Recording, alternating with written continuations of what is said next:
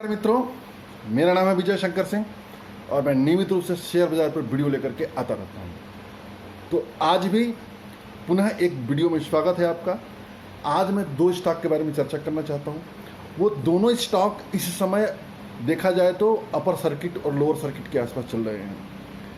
एक स्टॉक को खरीदा है मार्केट के दिग्गज निवेशक मिस्टर राधाकिशन दमानी ने और दूसरे को खरीदा है आशीष कचौलिया ने। वो स्टॉक्स कैसा है, सबसे पहले चीज़ तो हम ये जान लेते हैं मित्रों कि कभी भी हमें कोई स्टॉक इसलिए नहीं खरीदना चाहिए कि वो स्टॉक जो है किसी दिग्गज द्वारा खरीदा गया है, क्योंकि एक दिग्गज का स्टॉक पोर्टफोलियो और हमारा स्टॉक पोर्टफोलियो यानी रिटेल इन्वेस्टर का स्टॉक पोर्टफोलियो दोनों अलग अलग होता है। दोनों की रिस्क क्षमता अलग अलग होती है। हमें एक चीज़ यहाँ से सीखना चाहिए कि पोर्टफोलियो कैसे बनाया जाए, स्टॉक कैसे चयन किया जाए, ये बहुत मायने रखता है। तो मैं जिस स्टॉक के बारे में बताने जा रहा हूँ मित्रों, आपको क्लियर हो जाएगा कि क्या क्या क्राइटेरिया होना चाहिए किसी स्टॉक्स में। और सबसे पहली चीज़ हमको ये जानने की जरूरत है मित्रों कि जो दिग्गज निवेशक कोई स्टॉक खरीदता है तो उसके पोर्टफोलियो का एक छोटा हिस्सा होता है। मालूम जाता है कि उसका जो पोर्टफोलियो कई 100 करोड़ में होता है और शेयर खरीदता है 1-2 करोड़ का, तो यानी टोटल पोर्टफोलियो का जो हिस्सा होता है वो 1% से भी कम होता है। और हम आप रिटेल इन्वेस्टर क्या करते हैं, यदि हमारा 1 लाख का पोर्टफोलियो तो पूरा का पूरा हम उसी शेयर को खरीद लेते हैं। नहीं करना चाहिए। पोर्टफोलियो का वेटेज देखना चाहिए। उनका पोर्टफोलियो का वेटेज हमारे पोर्टफोलियो का वेटेज जमीन आसमान का अंतर होता है। खैर देखते हैं। पहला जो सीमेंट होता है मित्रों, मंगलम ऑर्गेनिक्स, MANGALAM ऑर्गेनिक्स।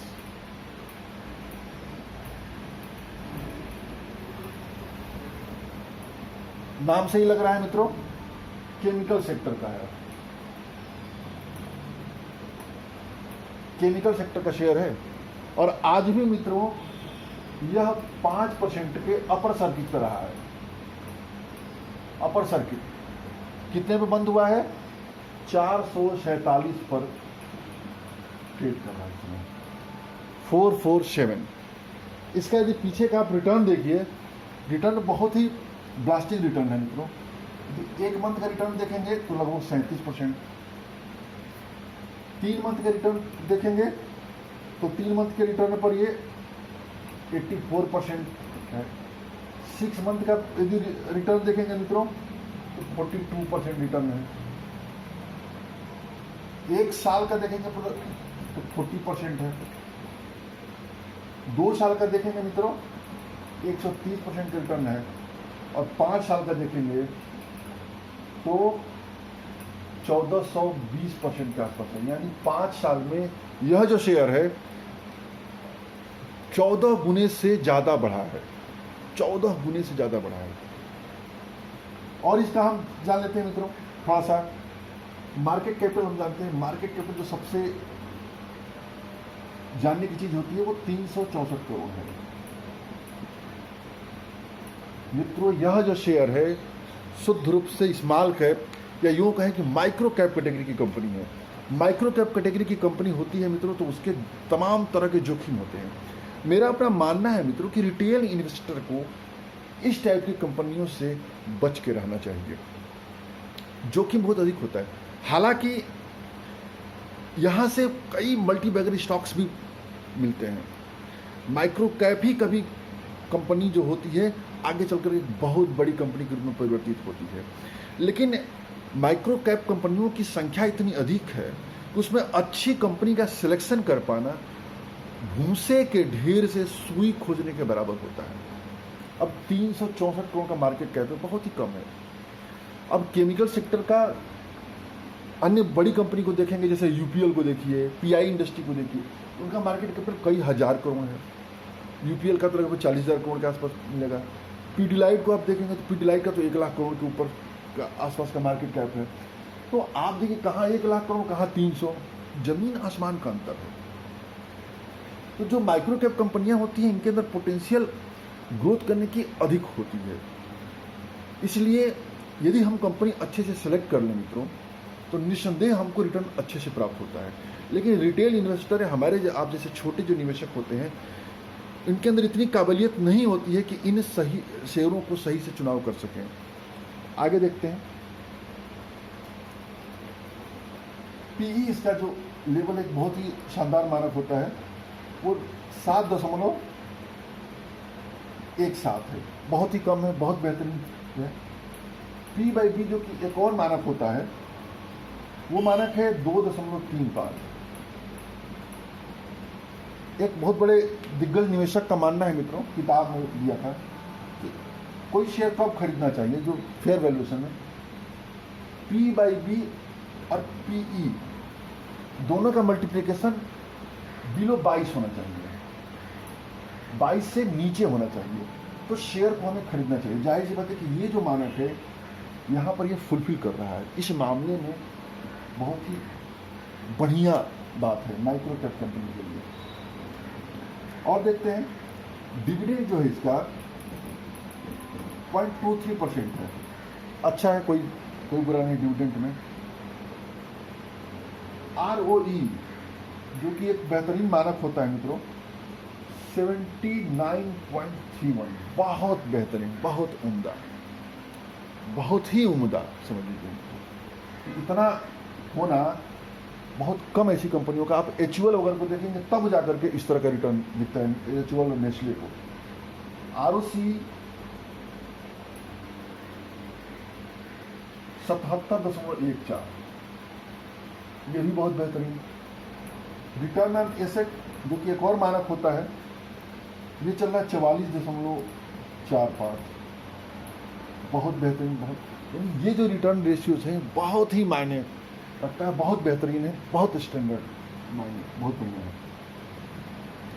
और देखिए हम एबिटा मार्जिन जो कामकाजी मुनाफा कहते हैं, एबिटा मार्जिन जो है मित्रों 25.96 है, बहुत उम्दा, बहुत ही उम्दा।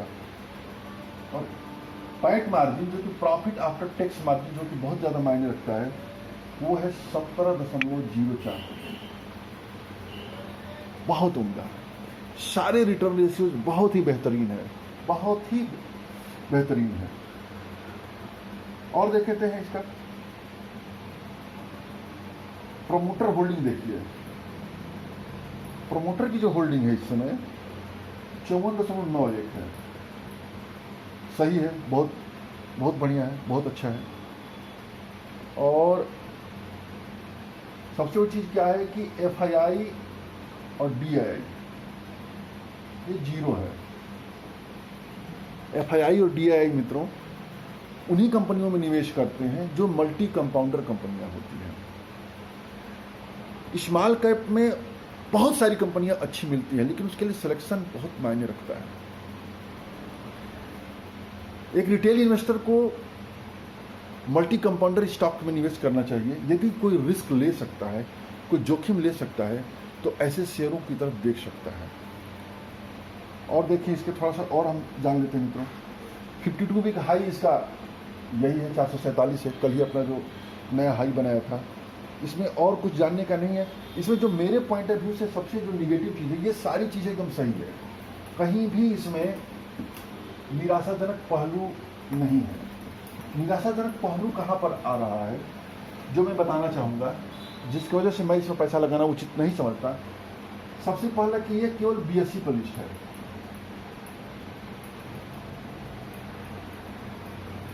केवल BSE पर, NSE पर नहीं है। हालांकि NSE पर लिस्ट होना अच्छा कंपनी होने का परिचायक नहीं है, लेकिन मैं उस कंपनी पर फोकस करता हूं जो कंपनी दोनों पे लिस्ट होती है। स्टैंडर्ड कंपनी मुझे लगती है। और दूसरा जो है इसका जो वॉल्यूम बहुत कम है। जो कल जो शेयर में वॉल्यूम हुआ था मात्र 8,810 वॉल्यूम था। वॉल्यूम क्या होता है? वॉल्यूम बहुत मायने रखता है। क्यों मायने रखता है कि अब इसको कैसे मायने रखता है, इसको आप देख लीजिए। ये 8,810 वॉल्यूम है और कल का भाव जो है 447 है। यानी यदि हम इसको ओवरऑल 500, चलिए हम इसको रफ आइडिया 500 ले लेते हैं, तो 500 करेंगे मित्रों तो 40 लाख, लगभग 40 लाख रुपया एक दिन का टर्नओवर हो रहा है पर डे का। पर डे शेयर का जो कारोबार होता है इस कंपनी में मात्र 40 लाख रुपए का हो रहा है। और यदि आप केमिकल सेक्टर की अन्य दिग्गज कंपनियों में चले जाइए, जैसे आपका यूपीएल चले जाइए, चाहे पीडीलाइट चले जाइए, तो ये जो कारोबार होता है इनका मान चलते कि 100 करोड़ से ऊपर होता है वॉल्यूम और प्राइस। तो अब ये देखिए 40 लाख जो रुपया है आसान करना काफी आसान है बनिस्पत 100 करोड़ के। यदि कोई ऑपरेटर, कोई बड़े जो बड़े बड़े ब्रोकर्स होते हैं, यदि कंपनी के प्राइस को मैनिपुलेट करना चाहें तो यहां मैनिपुलेट कर पाना कठिन है पीडीलाइट को, क्योंकि यहां 100 करोड़ रुपया चाहिए और यहां 40 लाख रुपया चाहिए। तो 40 लाख रुपया आसान है। तो इसको जो है ऑपरेटर या बड़े बड़े जो ब्रोकर्स होते हैं आपको हमको फंसा सकते हैं। किसी दिन भी हेवी सेलिंग आ जाएगी, शुरुआत हो जाएगी सेलिंग, इसमें शेयर जो है लोअर सर्किट पे चलना शुरू हो जाएगा और हम आप रिटेल इन्वेस्टर निकलना चाहेंगे लेकिन निकल नहीं पाएंगे, फंस जाएंगे। तो हमें सतर्क होकर के पैसा लगाना चाहिए किसी भी स्मॉल कैप में और माइक्रो कैप कंपनी में। वॉल्यूम बहुत ज़्यादा मायने रखता है। जब तक वॉल्यूम इतना अधिक न हो कि उसमें आसानी से निकला जा सके, प्रवेश किया जा सके, तब तक हमें उसमें हाथ नहीं डालना चाहिए। दूसरा जो शेयर है मित्रों, आइए देखते हैं। दूसरा शेयर है मित्रों आशीष कचौलिया है, बहुत ही बेहतरीन निवेशक है, पूरा मार्केट उनको फॉलो करता है। ये कंपनी का नाम है HLE ग्लाकोस्ट, HLE ग्लाकोस्ट।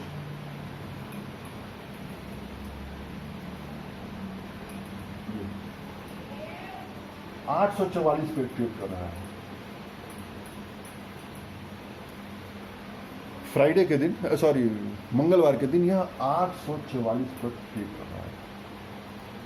आप इसको देखिए। सबसे पहले हम इसको पहला मानक देख लेते हैं जो कि मैंने शुरुआत किया था। क्या ये NSE BSE दोनों पर लिस्ट है? नहीं। मेरा पहला मानक होता है किसी भी शेयर को चुनने का कि क्या ये दोनों कंपनियों में लिस्ट है, दोनों जगहों पे NSE BSE पर? नहीं, किनारे। नंबर दूसरा, वॉल्यूम को चेक करते हैं। क्या वॉल्यूम इतना अधिक है कि मैनिपुलेट न किया जा सके? तो इसका जो कल वॉल्यूम हुआ था वो 8,092 हुआ था। अब 8,092 को 844 में मल्टीप्लिकेशन करिए तो इसका कितना आता है? 64 लाख। अब आप बताइए कि कोई ऑपरेटर, कोई बड़ा ब्रोकर चाहे तो 64 लाख रुपए में प्राइस को मैनिपुलेट कर सकता है कि नहीं कर सकता है? शर्तिया तौर पे इसको मैनिपुलेट किया जा सकता है 64 लाख रुपए में। और इसी सेक्टर का, यानी इसी सेक्टर, ये कौन सा कैपिटल गुड का शेयर है? कैपिटल गुड मतलब सीमेंस, L&T, इस टाइप की कंपनियां। अब इसी को यदि आप L&T की बात करें तो L&T में शेयरों की जो कारोबार होता है कई लाखों में होता है।